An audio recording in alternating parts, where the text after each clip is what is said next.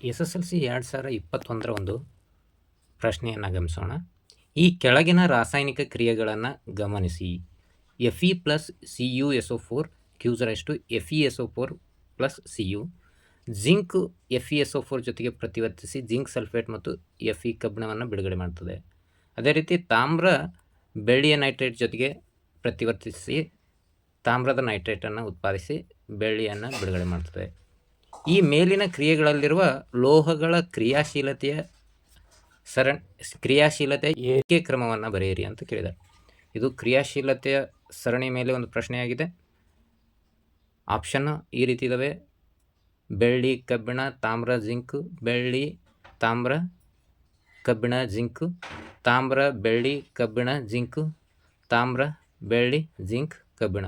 ನಾವು ಇಲ್ಲಿ ಕ್ರಿಯಾಶೀಲತೆಯ ಸರಣಿಯನ್ನು ನೋಡಿದಾಗ ಇದಕ್ಕೆ ಸರಿಯಾದ ಉತ್ತರ ಅತ್ಯಂತ ಕಡಿಮೆ ಕ್ರಿಯಾಶೀಲವಾಗಿರೋದು ಬೆಳ್ಳಿಯಾಗಿದೆ. ಅದಕ್ಕಿಂತ ಸ್ವಲ್ಪ ಹೆಚ್ಚು ಕ್ರಿಯಾಶೀಲತೆಯನ್ನು ಹೊಂದಿರೋದು ತಾಮ್ರ ಆಗಿದೆ. ತಾಮ್ರಕ್ಕಿಂತ ಕ್ರಿಯಾಶೀಲತೆಯನ್ನು ಹೆಚ್ಚು ಹೊಂದಿರೋದು ಕಬ್ಬಿಣ ಆಗಿದೆ. ಕಬ್ಬಿಣಕ್ಕಿಂತ ಹೆಚ್ಚಿಗೆ ಕ್ರಿಯಾಶೀಲ ಆಗಿರೋದು ಜಿಂಕ್ ಆಗಿದೆ. ಇದಕ್ಕೆ ಸರಿಯಾದ ಉತ್ತರ ಆಪ್ಷನ್ ಬಿ AgCuFeZn ಆಗಿದೆ. ಈ ಪ್ರಶ್ನೆಯು ಕೂಡ ಕ್ರಿಯಾಶೀಲತೆಯ ಸರಣಿ ಮೇಲೆ ಬಂದಿದೆ. ಈ ಕೆಳಗಿನ ರಾಸಾಯನಿಕ ಕ್ರಿಯೆಯಲ್ಲಿ X ಪ್ರತಿನಿಧಿಸುವ ಲೋಹ. In the following chemical reaction metal represented by X is. ನಾವು ಮತ್ತೆ ಕ್ರಿಯಾಶೀಲತೆಯ ಸರಣಿಯನ್ನು ನೋಡಿದಾಗ ಕ್ರಿಯಾಶೀಲತೆಯ ಸರಣಿ ಕೆಳಗಡೆ ಹೋದಂತೆಲ್ಲ ಕ್ರಿಯಾಶೀಲತೆ ತಗ್ಗುತ್ತಾ ಹೋಗುತ್ತದೆ.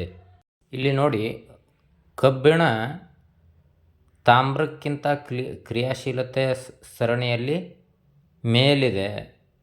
ಕ್ರಿಯಾಶೀಲತೆ ಸರಣಿಯ ಕೆಳಗೆ ಬಂದಂತೆಲ್ಲ ಕ್ರಿಯಾಶೀಲತೆ ಕಡಿಮೆಯಾಗುತ್ತದೆ.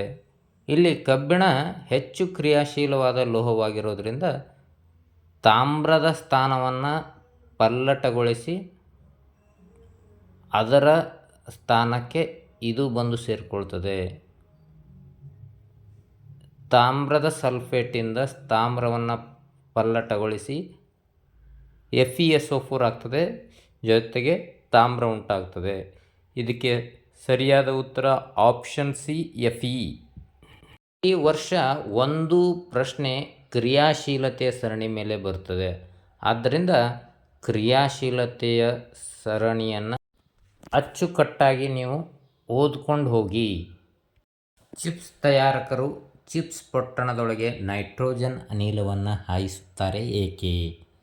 Manufacturers of chips flush the packets of chips with nitrogen gas. Why? Chips packets are flushed with nitrogen because it prevents the oxidation of oil or fat. Hence, it stops it from becoming rancid. Nitrogen is also less reactive than oxygen. Chips ಪೊಟ್ಟಣಗಳನ್ನು ಸಾರಜನಕದಿಂದ ಹಾಯಿಸಲಾಗುತ್ತದೆ ಏಕೆಂದರೆ ಇದು ತೈಲ ಅಥವಾ ಕೊಬ್ಬಿನ ಉತ್ಕರ್ಷಣೆಯನ್ನು ತಡೆಯುತ್ತದೆ ಮತ್ತು ಆದ್ದರಿಂದ ಆಹಾರದ ಕಮಟುವಿಕೆಯನ್ನು ತಡೆಯುತ್ತದೆ. ಸಾರಜನಕವು ಆಮ್ಲಜನಕಕ್ಕಿಂತ ಕಡಿಮೆ ಪ್ರತಿಕ್ರಿಯಾತ್ಮಕವಾಗಿದೆ.